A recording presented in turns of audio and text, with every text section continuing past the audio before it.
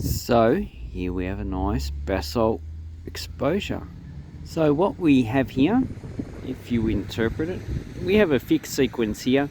This is just massive basalt, so obviously this is interflow, so it's in the middle of the flow.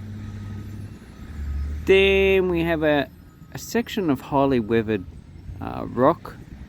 So this is probably fractured and also has vesicular. So this would include the top of this flow. And then on top we have another massive flow. On the top of it we have also vesicular rock with lots of vesicles. Sorry, my English is not that good sometimes. So that's not that weathered, but this rock is weathered, and the exposure time for these two, because this has been mined, it's probably about 20 to 30 years. So this is either a weak rock or rock that was already in the process of being weathered when that basalt flow was actually deposited on top. But without actually doing a dating, it's a bit hard to tell. So this is just an educated guess. If we go around here, you can see that the weathering actually stops over there, and the actual profile is massive. So this is highly unweathered rock. That's probably just starting to weather now because it's been exposed on the surface. And if we go to the other side, the weathered rock actually just stops there.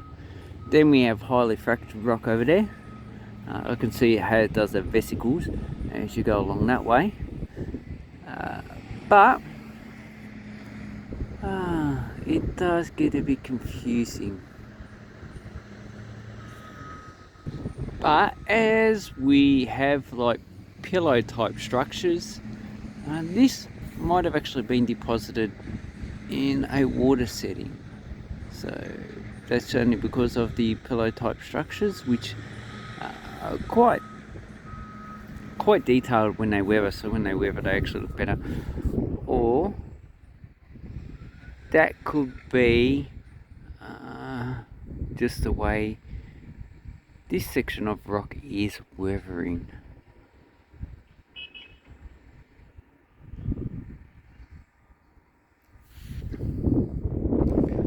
So the massive structures are not weathering in the same way.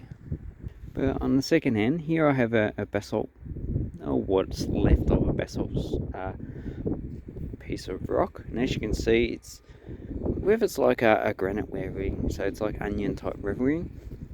And you can actually break it off. Yeah, don't want to cut myself open. I've been doing that since I've got it. And as you can see, it's highly weathered on the surface. So a lot of this is turned into clay. It looks like we have some clays on the surface as well. And it's just peeling off like onions. So you can see the rock in the background. This is pretty fresh. You can see some weathering on the actual surfaces.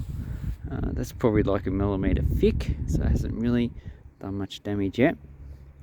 But I would probably indicate that as the weathering process continues, it becomes more rounded as the areas that are exposed, like 90-degree corners, would be weathered very quickly.